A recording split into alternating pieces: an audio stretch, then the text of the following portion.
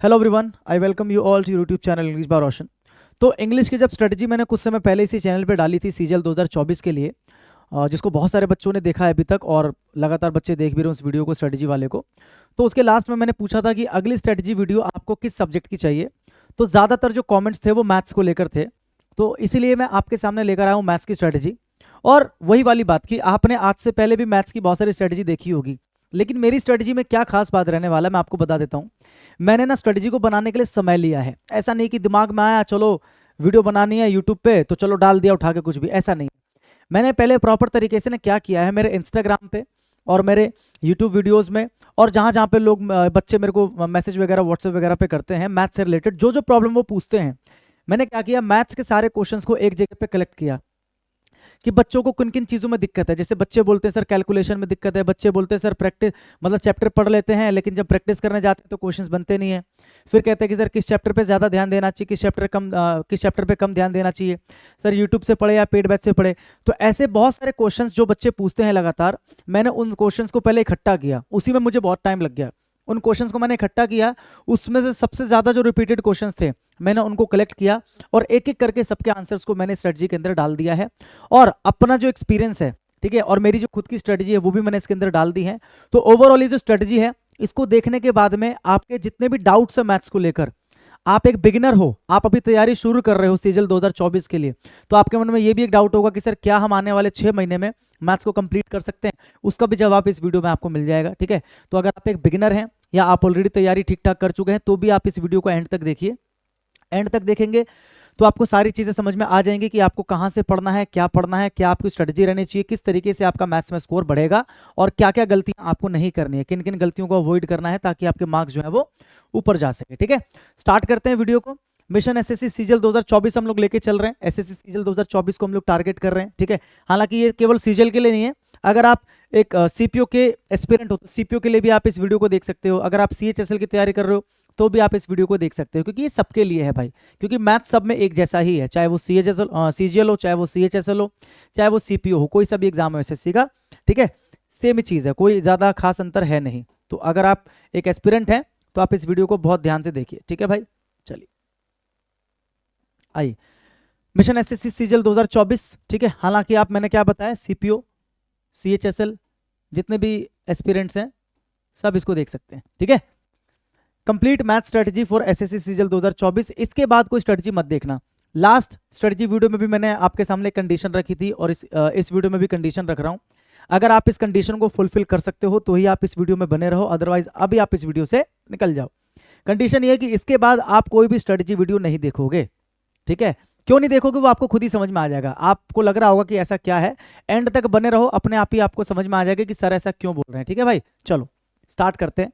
इस वीडियो में हम क्या क्या देखने वाले हैं उसको एक नज़र में फटाफट से देख लेते हैं।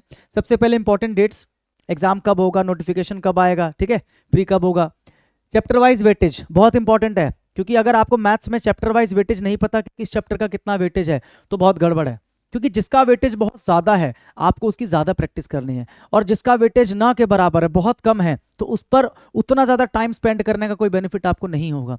तो चैप्टर वाइज वेटेज जानना बहुत ज़रूरी है। How to prepare with the help of YouTube, मैंने बता रखा कि यूट्यूब से पूरा का पूरा मैथ्स आप कैसे पढ़ सकते हो, अरिथमेटिक कौन से टीचर से पढ़ सकते हो, यूट्यूब पे कौन सी क्लास है, एडवांस कहाँ से पढ़ सकते हो, पाई चार्ट्स कहाँ से देख सकते हो, प्रोबेबिलिटी कहाँ से देख सकते हो, एक एक चीज़ को मैंने एक्सप्लेन किया है।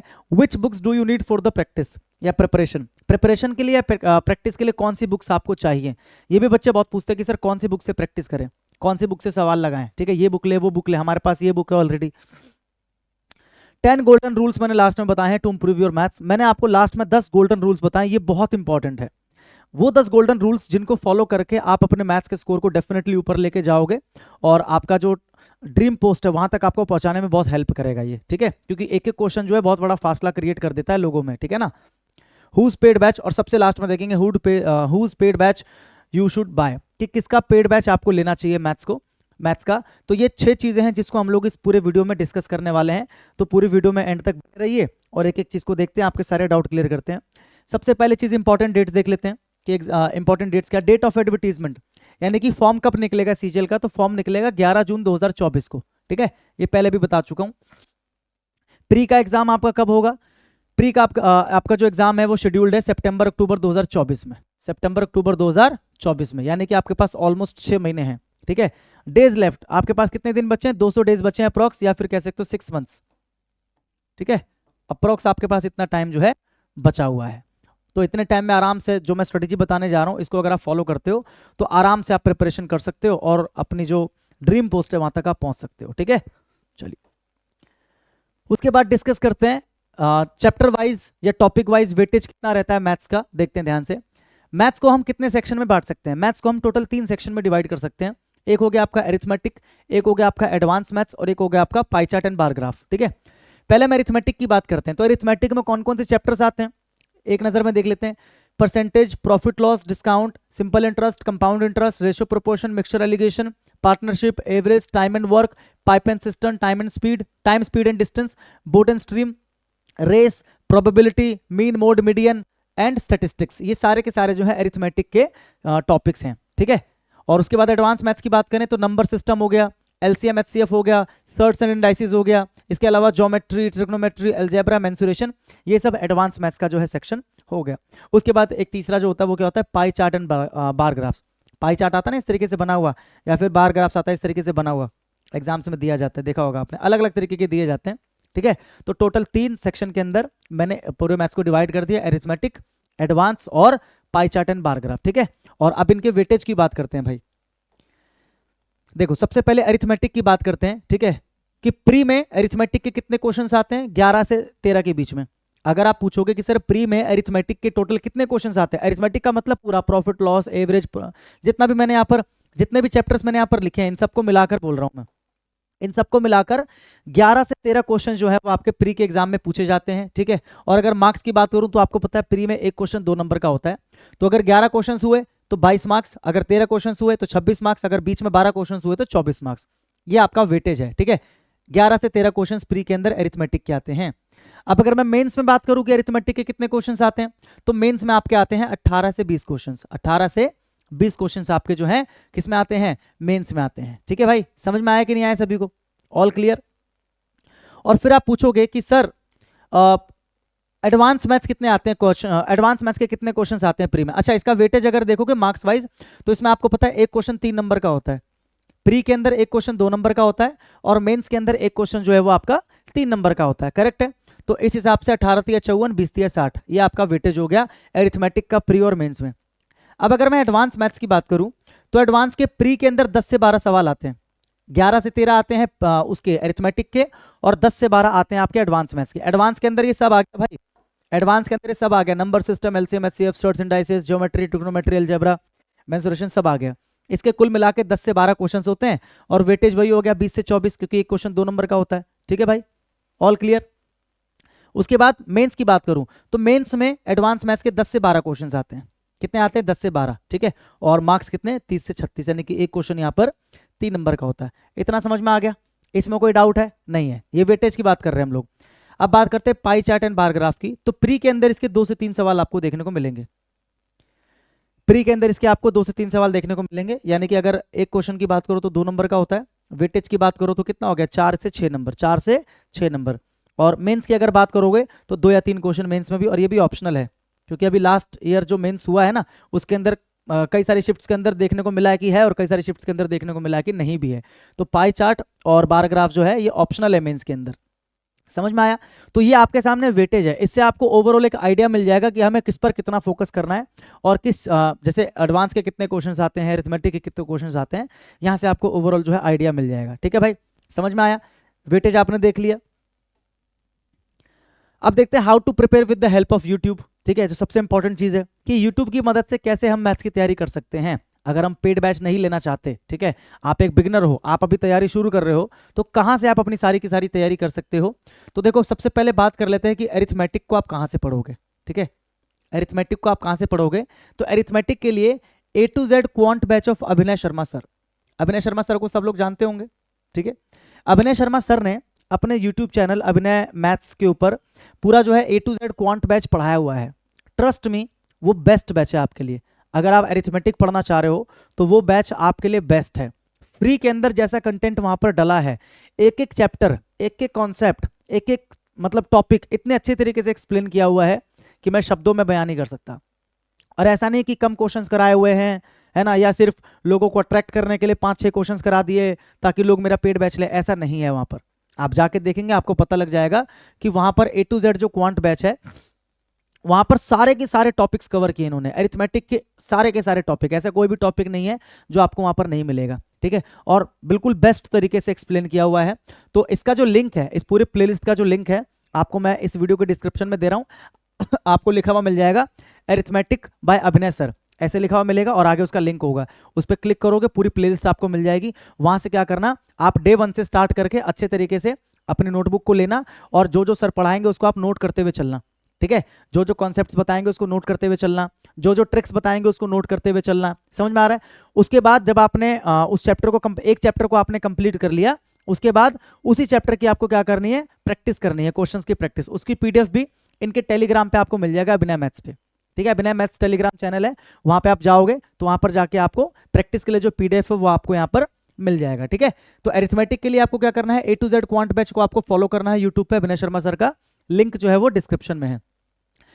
उसके बाद क्या करना, practice all the questions of different SSC exams conducted between 2018 and 2024। 2018 से 2024 के बीच में जितने भी एसएससी के एग्जाम्स हुए हैं, एसएससी के सारे एग्जाम, चाहे वो एमटीएस हो, चाहे वो सीजीएल हो, चाहे वो सीएचएसएल हो, ठीक है, चाहे वो फेज 10, फेज 11, फेज 12 हो, या कोई सा भी एग्जाम हो, चाहे वो सीपीयू हो, एसएससी का कोई सा भी एग्जाम 2018 से 2024 के बीच में हुआ है, उसके अंदर जितने भी क्वेश्चंस आए हैं, जैसे आपने एक चैप्टर कर लिया मान लो सर का, आपने कर लिया मान लो परसेंटेज कर लिया आपने, अब आपको क्या करना है, टेलीग्राम पे जाना है और परसेंटेज के प्रीवियस ईयर के क्वेश्चंस आपको मिल जाएंगे इनके टेलीग्राम पे, या फिर दूसरे टेलीग्राम चैनल से बहुत सारे, वहां पे आप जाओगे तो वहां पे जाके आपको परसेंटेज का आपको पीडीएफ मिल जाएगा, जिसमें परसेंटेज के सारे सवाल होंगे 2018 से 2024 के बीच में आए हुए सारे के सारे सवाल, ठीक है। ये टेलीग्राम बता रहा हूं, लेकिन इजी कहां से पड़ेगा बुक से, वो भी मैं आपको अभी आगे बताऊंगा कि कौन सी बुक से आपको प्रैक्टिस करना है, क्योंकि टेलीग्राम पे कई बार ढूंढने में दिक्कत आती है ना, तो मैं इजीली आपको बुक बता दूंगा कि हाँ पहले आप इनका चैप्टर कंप्लीट कर लो, उसके बाद उसी चैप्टर के प्रैक्टिस आप क्वेश्चंस कर सकते हो, कहां से वो मैं आपको अभी आगे बताऊंगा, ठीक है।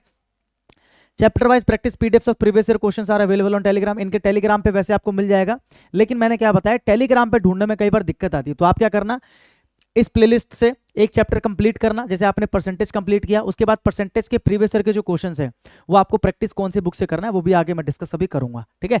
बस मैं आपको बता रहा हूं कि बैच आपको कहां से फॉलो करना है, कौन सा बैच आपको फॉलो करना है, कहां से आपकी पूरी अरिथमेटिक कंप्लीट हो जाएगी। तो अभिनय शर्मा सर का जो A to Z quant batch है, यहां से आपको देखिएगा डे 1 यहां से शुरुआत है, डे 1 एवरेज की दुनिया जानो, कभी गलत नहीं होगा सवाल, एवरेज से इन्होंने स्टार्ट कर रखा है, तो यहां से आप लोग देखना शुरू कर सकते हो, डे 1, ये मैंने आपको थंबनेल भी दे दिया ताकि आपकी हेल्प हो जाए, और वैसे लिंक डिस्क्रिप्शन में है, वहां से जाके आप डायरेक्ट देख सकते हो, ठीक है। ये अरिथमेटिक के लिए बताया मैंने। बात करते हैं प्रोबेबिलिटी और स्टैटिस्टिक्स की, प्रोबेबिलिटी और स्टैटिस्टिक्स की, क्योंकि ये बाद में ऐड किया गया, एसएससी के सिलेबस में पहले नहीं था, ये अभी हाल फिलहाल में इसको ऐड किया गया है। तो अभिनय शर्मा सर का जो अरिथमेटिक वाला भी मैंने आपको बताया, उसके अंदर आपको ये नहीं मिलेगा, प्रोबेबिलिटी और स्टैटिस्टिक्स आपको नहीं मिलेगा, ठीक है। तो ये कहां से करना है आपको, ठीक है, ये आपको करना है गगन प्रताप सर, इनको भी सब जानते होंगे, ठीक है, इन्होंने अपने चैनल पे पूरा प्रोबेबिलिटी और पूरा स्टैटिस्टिक्स जो है पूरा पढ़ाया हुआ है इन्होंने, ठीक है। इसका भी जो लिंक है डिस्क्रिप्शन में आपको दे रहा हूं मैं, ठीक है, लिखा होगा प्रोबेबिलिटी एंड स्टैटिस्टिक्स, आपको भी लिखा हुआ मिलेगा, लिंक पे क्लिक करोगे डायरेक्ट आप पहुंच जाओगे, ठीक है। ये प्रोबेबिलिटी का क्या है, थंबनेल है, यहाँ से आप देख लेना, ये पूरा आप कंप्लीट कर देना क्लास, तो पूरी प्रोबेबिलिटी आपकी क्लियर हो जाएगी, ठीक है। और इसी तरीके से इसका भी जो लिंक है वो डिस्क्रिप्शन में है, दोनों का लिंक मैंने डाल दिया है, ठीक है। इसी तरीके से practice PDF are available on Telegram, इनके भी टेलीग्राम पे आपको इसके प्रैक्टिस पीडीएफ मिलेंगे, लेकिन फिर से वही बात, टेलीग्राम पे ढूंढने में दिक्कत आएगी, तो किताब कौन सी होनी चाहिए, मैंने क्या कहा कि आगे अभी डिस्कस करूंगा। Links of classes are in the description, description में आपको इन दोनों क्लासेस के, प्रोबेबिलिटी के और स्टैटिस्टिक्स के, इन दोनों के आपको जो लिंक है वो डिस्क्रिप्शन में मिल जाएंगे, तो वहां से जाके आपको ये कंप्लीट कर लेना है। कंप्लीट है भाई, ये कुछ भी अधूरा नहीं छोड़ा, पूरा का पूरा कंप्लीट सर ने पढ़ाया हुआ है, बेस्ट तरीके से पढ़ाया हुआ है, आप क्लास को देखोगे आपको समझ में आ जाएगा कि हाँ सर ने सही बताया, ठीक है। ये हो गया इसके लिए, अरिथमेटिक बता दिया, उसमें जो छूट गया था उसको मैंने यहाँ पर कवर कर दिया, ठीक है।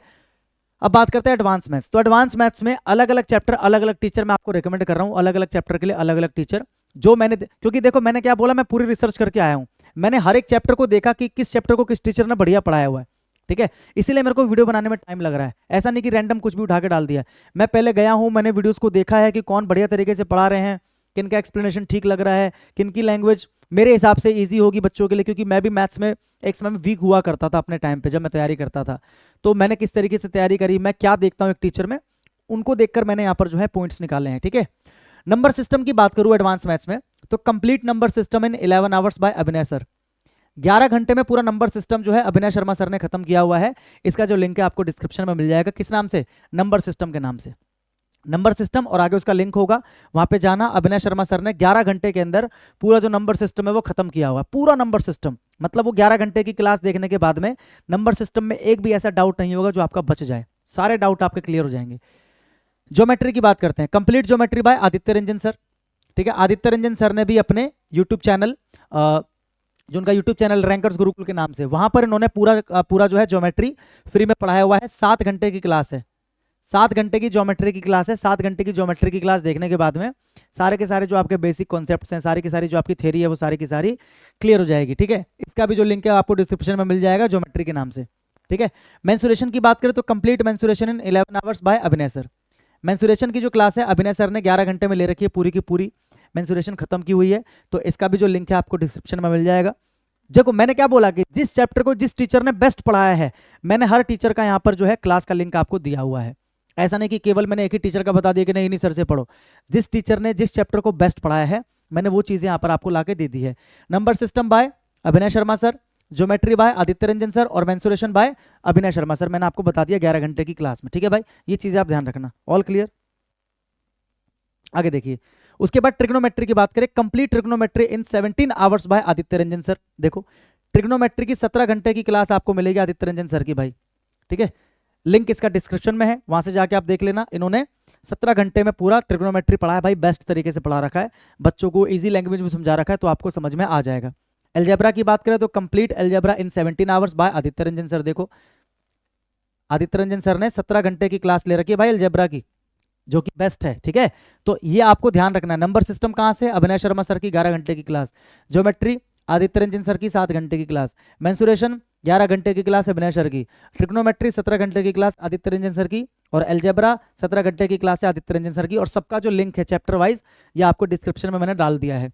मतलब इसको करने के बाद में कुछ नहीं करना है आपको, बस प्रैक्टिस करनी है, भटकने की जरूरत नहीं है। प्रैक्टिस कहां से करनी है, कौन सी बुक से, मैंने क्या कहा आगे बताऊंगा। ये सिर्फ मैं आपको बता रहा हूं कि पढ़ना कहां से है, प्रैक्टिस कहां से करना अभी आगे आएगा। ठीक है,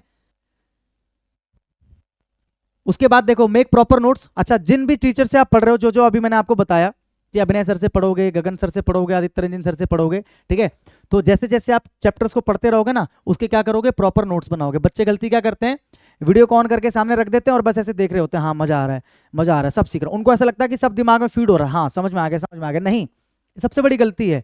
आप उसको नोट्स भी साथ साथ में बनाओ, ताकि आपके पास इकट्ठे नोट्स तैयार हो जाए, अरिथमेटिक के अलग, एडवांस के अलग, और पाई चार्ट बार ग्राफ के अलग, ताकि बाद में प्रैक्टिस करने के लिए सिर्फ आपको अपनी नोटबुक को ओपन करना पड़े। बार बार थोड़ी वीडियो को ओपन करते रहोगे, ढूंढते रहोगे कि ये वाला कॉन्सेप्ट मैंने वीडियो में कौन से घंटे में पढ़ा था या कहाँ पर है, ये बार बार उसको फॉरवर्ड बैकवर्ड करके देखते रहोगे ऐसे करके। नहीं, कॉपी में नोट करते चलो। ठीक है, एक बार पढ़ो, एक बार नोट्स बनाओ और सिलेक्शन लो। ठीक है, उसके बाद बात करते हैं प्रैक्टिस की, कि जैसे मान लो अभी मैंने आपको बताया अरिथमेटिक आपने A to Z quant batch जो है अभिनय सर का, वहां से आपने कंप्लीट कर लिया। अब प्रैक्टिस कैसे करोगे, जैसे मान लो आपने सर से पढ़ लिया परसेंटेज पूरा, ठीक है, पूरा परसेंटेज आपने पढ़ लिया। अब परसेंटेज की प्रैक्टिस आप कहां से करोगे, तो देखो ये चैप्टर वाइज प्रैक्टिस के लिए ये वाली बुक है, चैप्टर वाइज प्रैक्टिस के लिए ये वाली बुक है, ध्यान से देखो। ठीक है, इस तरीके से देख लो।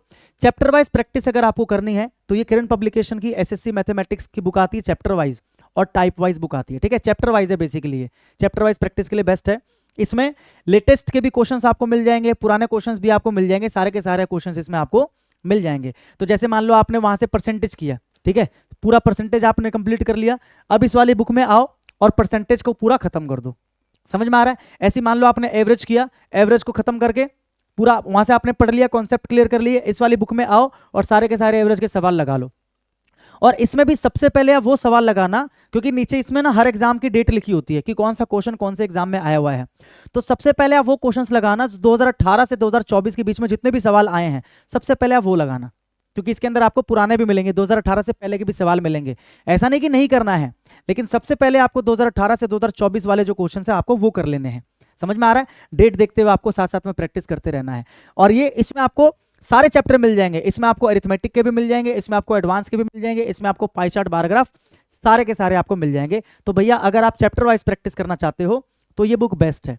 ये बुक क्या है, बेस्ट है। इसके अलावा कोई बुक लेने की आवश्यकता आपको नहीं है, ठीक है। ये बुक हो गया चैप्टर वाइज के लिए। चैप्टर वाइज के लिए एक और बुक है अगर आप लेना चाहते हो, या कई बच्चों के पास होगा भी, चैप्टर वाइज के लिए एक और बुक है, ये वाला पिनक्कल की बुक आती है चैप्टर वाइज के लिए, ठीक है। इसमें भी सारे के सारे आपको प्रीवियस ईयर के जो क्वेश्चन है आपको मिल जाएंगे, और इसमें खास करके आपको टीसीएस के क्वेश्चन ही मिलेंगे। 18 से 24 के बीच में जितने भी सवाल हुए हैं आपको वही मिलेंगे। जैसे किरण वाले में क्या बताया मैंने, इसमें आपको पुराने सवाल भी मिलेंगे, ठीक है। इसमें आपको 2018 से पहले के भी क्वेश्चंस मिलेंगे लेकिन इसमें क्या मिलेंगे आपको, सिर्फ टीसीएस के जो क्वेश्चंस है, यानी कि 2018 से 24 में जितने भी एसएससी के एग्जाम्स हुए हैं उनमें आए हुए क्वेश्चंस आपको इसके अंदर मिलेंगे। तो यहां से भी आप प्रैक्टिस कर सकते हो। अगर आपके पास ये वाली बुक है तो चैप्टर वाइज प्रैक्टिस आप यहां से भी कर सकते हो, ठीक है। जैसे जैसे आप चैप्टर कंप्लीट करते रहोगे अरिथमेटिक और एडवांस के, वैसे वैसे यहाँ पर आओ और इनके सवालों की प्रैक्टिस करते रहो, क्योंकि टेलीग्राम पे जाके पीडीएफ ढूंढने में बहुत दिक्कत होगी आपको, उसमें बहुत टाइम वेस्ट होगा। तो इससे अच्छा अपने पास एक किताब रखो, यूट्यूब से पढ़ो और अपने पास एक किताब रखो, दोनों में से कोई, और वहां से पढ़ के आओ और यहां से क्या करो, सवालों को लगाना शुरू करो। सिंपल सी बात है, समझ गए? इसमें कोई डाउट नहीं होना चाहिए आपके दिमाग में। समझ में आया भाई? ये चैप्टर वाइज प्रैक्टिस के लिए है, फिर से बता रहा हूं मैं। Once you complete chapter wise practice, अब एक बार मान लो आपने चैप्टर वाइज प्रैक्टिस कर लिया, जैसे दोनों बुक जो भी मैंने बताई वहां से आपने चैप्टर वाइज प्रैक्टिस कर लिया, तो चैप्टर वाइज प्रैक्टिस करने के बाद में बहुत जरूरी होता है कि मिसलेनियस प्रैक्टिस की जाए। क्योंकि देखो होता क्या है, जब आप चैप्टर वाइज प्रैक्टिस कर रहे हो, जैसे आप परसेंटेज के सवाल लगा रहे हो, तो आपके दिमाग में एक चीज सेट है कि मुझे परसेंटेज के सवाल लगाने, और उसी के कॉन्सेप्ट्स आपके दिमाग में लगातार दौड़ते रहते हैं, तो आप इजीली कर लेते हो। लेकिन जैसे ही आपको 25 अलग अलग चैप्टर्स के सवाल दे दिए जाए, एक ज्योमेट्री का, एक ट्रिग्नोमेट्री का, एक परसेंटेज का, एक टाइम एंड वर्क का, तो वहां पर आपका दिमाग ब्लॉक हो जाता है। ऐसा कई बच्चों को दिक्कत आती है। सवाल भी था बच्चों का कि सर चैप्टर वाइज करते हैं तो हो जाता है, क्योंकि एक ही कॉन्सेप्ट दिमाग में घुमाना होता है, परसेंटेज परसेंटेज परसेंटेज। लेकिन जैसे ही मिक्स्ड क्वेश्चंस करने जाते हैं, मिसलेनियस क्वेश्चंस करने जाते हैं, वैसी दिक्कत हो जाती है। क्यों होती है? क्योंकि आप मिसलेनियस की प्रैक्टिस ही नहीं करते हो। आप केवल चैप्टर वाइज प्रैक्टिस कर लेते हो, आपको लगता है कि पूरी मैथ्स आपने सीख ली। नहीं, मिसलेनियस की प्रैक्टिस करना बहुत जरूरी है, क्योंकि जब तक आप मिसलेनियस की प्रैक्टिस नहीं करोगे तब तक आप एग्जाम में कैसे अटेम्प्ट करोगे? क्योंकि एग्जाम में तो मिसलेनियस आता है ना।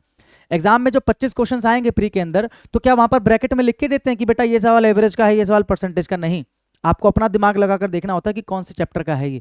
तो इसलिए मिसलेनियस की प्रैक्टिस बहुत जरूरी है।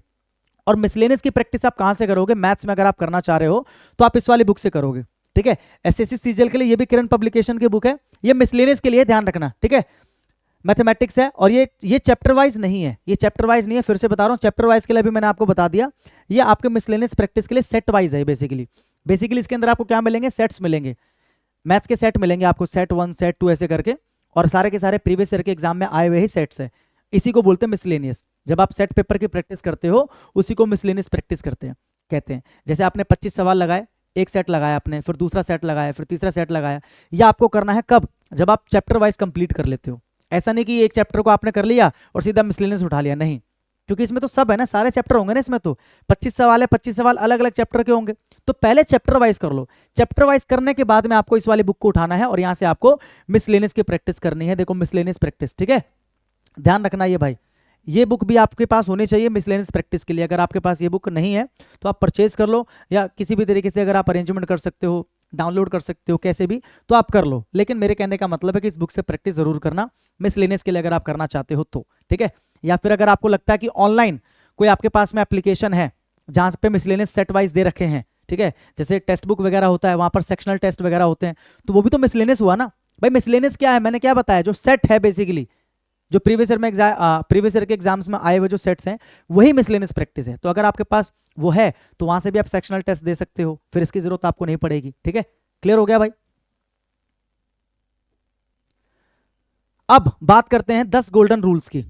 10 गोल्ड, अभी तक तो मैंने आपको बताया कि यूट्यूब से आप कैसे पढ़ सकते हो, अरिथमेटिक कहां से पढ़ सकते हो, एडवांस कहां से पढ़ सकते हो, ठीक है। और साथ साथ में मैंने आपको बताया प्रैक्टिस आप कहां से कर सकते हो। प्रैक्टिस के लिए मैंने आपको 2 किताबें बताई चैप्टर वाइज, ठीक है, और तीसरी मैंने आपको बताई मिसलेनियस के लिए। और मिसलेनियस के लिए मैंने आपको एक ऑप्शन भी दिया कि अगर आपके पास कोई ऑलरेडी आपके पास कोई अगर वो है एप्लीकेशन है जिसपे आप मॉक टेस्ट वगैरह देते हो, तो वहां पर भी जो सेक्शनल टेस्ट होते हैं मैथ्स के, वो आप दे सकते हो एक बार जब आपका चैप्टर वाइज खत्म हो जाए उसके बाद, ठीक है। अब ये 10 पॉइंट्स हैं जो याद रखना बहुत इंपॉर्टेंट है, 10 गोल्डन रूल्स हैं, ठीक है, जिसको आपको याद रखना है, क्योंकि ये किए बिना आपकी मैथ्स इंप्रूव हो ही नहीं सकती। ध्यान रखना, अगर आप ये नहीं करते। जो 10 पॉइंट्स मैंने यहाँ पर बताए हैं, अगर आप इनको फॉलो नहीं करोगे तो भूल जाओ कि तुम्हारी मैथ्स कभी अच्छी होने वाली है भाई, ठीक है। पहला क्या है कि 30 तक की टेबल याद कर लो। बहुत सारे बच्चों को 30 तक की टेबल ही याद नहीं है और फिर वो बोलते हैं कि सर कैलकुलेशन कैसे फास्ट करें। आपके एग्जाम में एक कैलकुलेशन आ गया 19 गुना 8, ये कैलकुलेशन आ गया और इसको आप मैन्युअली करने बैठ रहे हो। 9 72 का 2 हासिल बचा 7, 8 का 8 7 15 152, आप इसको ऐसे करने बैठ रहे हो। आपको टेबल ही याद नहीं है तो आपकी कैलकुलेशन कैसे फास्ट होगी, आप खुद बताओ भाई, है ना। आपको दे दिया जाए 32 सिक्के, आपको दे दिया जाए 32 सिक्के, आपको दे दिया जाए, तो जितने में आप इसको कैलकुलेट करोगे मैन्युअली, उतने में अगर आपको याद हो तो फटाक से आप करके आगे निकल जाओगे। तो आपको 30 तक की टेबल तो कम से कम बता रहा हूं, वैसे तो 40 तक की याद होनी चाहिए, लेकिन कम से कम 30 तक की टेबल आपको याद होनी चाहिए, क्योंकि इनका बहुत ज्यादा यूज होता है मैथ्स के अंदर। तो 30 तक की टेबल आप याद करो। मैं ये नहीं कह रहा कि एक ही दिन में याद करना है। देखो जहां तक मुझे लगता है कि 15 तक की टेबल सबको याद होती है, 15 तक की टेबल। और 15 तक में कुछ डिफिकल्ट है, जैसे 13 की टेबल थोड़ी सी हो सकता है किसी के लिए डिफिकल्ट हो, 14 की डिफिकल्ट हो, तो इनको याद कर लो, ठीक है। एक दिन में एक टेबल याद करो ना भाई, कौन कह रहा तुम्हें एक ही दिन में सब याद करने के लिए। पूरे एक दिन में एक टेबल एक पेपर पे लिख लो छोटे से टुकड़े पे और उसको अपने पॉकेट में डाल लो और जब भी टाइम मिले निकाल के देख लो, हाँ 13 पंजे इतना, 19 सत्ते इतना, जो भी आपको देखना है। समझ में आया। 40 तक स्क्वायर याद करना है, बहुत यूज होता है इनका एग्जाम में, ठीक है। मैं आपसे बोलूं 38 का स्क्वायर क्या होता है, तो कई बच्चे इसको मैनुअली करने बैठेंगे ऐसे 38 गुना 38, लेकिन जितने में वो करेंगे उतने में बच्चा आधा सवाल सॉल्व कर चुका होगा जिसको ये याद होगा। समझ में आ रहा है कि नहीं आ रहा है। तो कम से कम 40 तक आपको स्क्वायर्स याद करने हैं। और फिर से वही बात, मैं ये नहीं कहता कि आपको एक ही दिन में याद करना है। जिस पेपर पे आपने टेबल लिखा उसी पेपर पे आप क्या कर लो, एक दिन के 2 या 3 स्क्वायर लिख लो।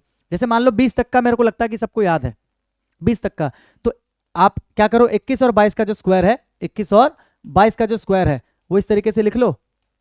कितना होता है इसका भाई, मैं खुद भूल गया, देखो काफी टाइम हो गया मुझे करते हुए, लेकिन जहां तक मुझे याद है हाँ 484, ठीक है सही लिख रहा था। तो कहने का मतलब यही है कि आपको कम से कम जो है 40 तक का स्क्वायर आपको याद होना चाहिए। मेरी बात समझ में आ रही है सभी को, चीजों को फास्ट करने के लिए, ठीक है। 23 का लिख लो, 23 गुना 23 कितना होता है 529, 24 गुना 24 कितना होता है 576। इस तरीके से आप 3-4 को लिख लो जो आपको याद नहीं है, आप 2-2 3-3 4-4 करके एक पेपर पर लिख लो और एक दिन में 4-4 5-5 बार अगर आप उसको देख लोगे पॉकेट से निकाल के, तो वैसे भी आपको वो याद हो जाएगा। समझ में आ रहा है कि नहीं आ रहा है। तो आपको 40 तक स्क्वायर याद करना है, 30 तक क्यूब आपको याद करना है, 30 तक कम से कम क्यूब आपको याद होना चाहिए। जैसे एग्जाम में कई बार आ जाता है, एग्जाम में जो है कई बार आ जाता है ऐसे, बहुत जगह पे आ जाता है, खास करके कंपाउंड इंटरेस्ट वगैरह के अंदर इसका बहुत यूज होता है, ठीक है। जैसे आपको दे दिया 21 का क्यूब, या आपके क्वेश्चन में एक है 21 का क्यूब जिसको आपको सॉल्व करना है, तो इसको करने में कितना टाइम लगाओगे, पहले 21 का स्क्वायर करोगे 441, फिर इसको दोबारा 21 से करोगे। अगर आपको याद होता तो डायरेक्ट आप बोलते 9261। समझ में आया, क्लियर हो गया। तो ये मैनुअली करने से अच्छा क्या है कि आप क्या करो भाई, मैनुअली करने से अच्छा कि आप इसको याद करो। तो कम से कम 40 तक स्क्वायर और 30 तक क्यूब्स कम से कम आपको याद होने चाहिए। इससे आपकी कैलकुलेशन में मदद मिलेगी आपको, और आपकी कैलकुलेशन अपने आप ही क्या होगी, बूस्ट होगी, कैलकुलेशन अपने आप ही आपकी बढ़ेगी। समझ में आ रहा है कि नहीं आ रहा है। इंपॉर्टेंट ट्रिपलेट्स याद कर लो, बहुत सारे इंपॉर्टेंट ट्रिपलेट्स होते हैं जो एग्जाम में पूछे जाते हैं और इनका यूज होता है बहुत ज्यादा ट्रिग्नोमेट्री में, हाइट एंड डिस्टेंस वाले टॉपिक में बहुत ज्यादा यूज होता है, ठीक है। जैसे कि 5 12 13 है ना, ट्रिपलेट होता है, ये ऐसे यूज करते हैं इसको, पता है ना। ट्राइंगल के लिए जो राइट एंगल ट्राइंगल बनता है तो उसमें क्या होता है, परपेंडिकुलर बेस हाइपोटेन्यूज, पता है ना। तो परपेंडिकुलर का स्क्वायर प्लस बेस का स्क्वायर इज इक्वल टू क्या होता है, हाइपोटेन्यूज की स्क्वायर, ये होता है। तो इसी को ट्रिपलेट बोलते हैं कि बहुत सारे ऐसे ट्रिपलेट्स हैं जो एग्जाम में यूज होते हैं और इंपॉर्टेंट है, ठीक है। तो आपको याद करना है 5 12 13 हो गया, 6 8 10 हो गया, बहुत सारे हैं भाई। तो जो इंपॉर्टेंट हैं, इंपॉर्टेंट मेरे ख्याल से 12 15 के अराउंड जो ट्रिपलेट्स हैं, उनको भी आप क्या करो, एक दिन में 2-2 ट्रिपलेट करके आप याद कर लो, पेपर पे लिख लो, और एक दिन में अगर आप 4-5 बार देख लोगे तो आपको याद हो जाएगा, ठीक है। तो क्या क्या करना है, 30 तक की टेबल याद करनी है, ये एक दिन में नहीं करना, धीरे धीरे करना है। 40 तक का स्क्वायर याद करना है, 30 तक क्यूब याद करना है, और इंपॉर्टेंट ट्रिपलेट्स आपको याद करना है, ठीक है। आगे बढ़े। 5वां गोल्डन रूल क्या है, चैप्टर पूरा करने के बाद उसी चैप्टर के प्रीवियस ईयर के कम से कम 200-300 क्वेश्चंस की प्रैक्टिस करनी है।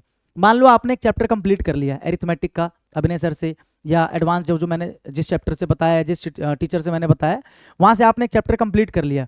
एक चैप्टर कंप्लीट करने के बाद में आपको उस चैप्टर के कितने सवाल लगाने चाहिए, कम से कम 200-300 सवाल। आपने परसेंटेज कंप्लीट कर दिया तो परसेंटेज के कम से कम 200-300 सवाल आपको लगाने हैं। ये नहीं कह रहा हूं कि एक ही बार में लगाने, रुक रुक कर, एक बार में 20-50 सवाल, फिर अगली बार में 20-50 सवाल, फिर अगली बार में 20-50 सवाल, ऐसे करके आपको लगाना है, ठीक है। और क्वेश्चंस कहाँ के होने चाहिए, प्रीवियस ईयर के।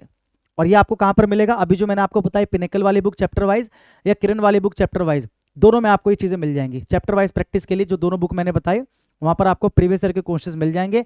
तो हर चैप्टर के कम से कम 200-300 सवाल लगाने हैं आपको भाई, क्योंकि क्या होता है ना, आप कितना भी चैप्टर को देख लो, पढ़ लो टीचर से, लेकिन जब तक खुद कॉपी पेन उठाकर उसकी प्रैक्टिस नहीं करोगे, जब तक खुद आप कैलकुलेशंस नहीं करोगे, जब तक खुद आप दिमाग नहीं दौड़ाओगे कि यार ये ऐसे भी तो हो सकता है, ये शेयर हम इसको भी तो दे सकते हैं, या फिर हम इसको रेशो वाले एंगल से भी तो निकाल सकते हैं, हम इसको एलिगेशन वाले मेथड से भी तो निकाल सकते हैं, ये आपका दिमाग जब तक नहीं चलेगा तब तक कैसे काम बनेगा। और दिमाग कैसे चलेगा, जब आप प्रैक्टिस करोगे। तो केवल देख लेने से मैथ्स नहीं आती है, मैथ्स तब आती है जब आप कॉपी पेन उठा के अपनी पेन को रगड़ना शुरू करोगे कॉपी के ऊपर। कॉपियां भर जानी चाहिए 4-5 भाई, इतनी मोटी मोटी कॉपियां तो मैंने भर दी थी अपने टाइम पे 4-5, इतनी मोटी मोटी 4-5 कॉपीज जो होती हैं स्पाइरल वाली जो होती है वो मैंने भर रखी थी अपने टाइम पे जब मैं तैयारी करता था। तो बिना तैयारी के, बिना प्रैक्टिस के मैथ्स आपकी वैसे भी स्ट्रांग नहीं होने वाली, ठीक है। उसके बाद चैप्टर वाइज प्रैक्टिस करने के बाद मिसलेनियस क्वेश्चंस का अभ्यास जरूर करना, ठीक है। मैंने आपको बता दिया कि पहले चैप्टर वाइज करो, चैप्टर वाइज जब आपने सारा का सारा कर लिया उसके बाद आ जाओ मिसलेनियस पे। मिसलेनियस को कैसे करना है, सेट वाइज, ठीक है। 25-25 क्वेश्चन का जो सेट होता है उसको आपको करना है, ठीक है। जो कॉन्सेप्ट बार बार रिपीट होता है या जो आप भूल जाते हैं उन्हें नोट करते चलो, बहुत इंपॉर्टेंट है। जो कॉन्सेप्ट बार बार रिपीट होता है, मान लो आपने देखा कि कॉन्सेप्ट बार बार रिपीट हो रहा है एग्जाम में, या क्वेश्चन आप सॉल्व कर रहे हो उसमें आपने देखा कि ये कॉन्सेप्ट बार बार रिपीट हो रहा है, या जो आप बार बार भूल रहे हो उन्हें क्या करो, नोट करते चलो। और जो महत्वपूर्ण शॉर्ट ट्रिक्स है, जो इंपॉर्टेंट शॉर्ट ट्रिक्स हैं हर चैप्टर की, वो भी क्या करो, साथ साथ में अपने कॉपी के अंदर नोट करते चलो, बहुत इंपॉर्टेंट है।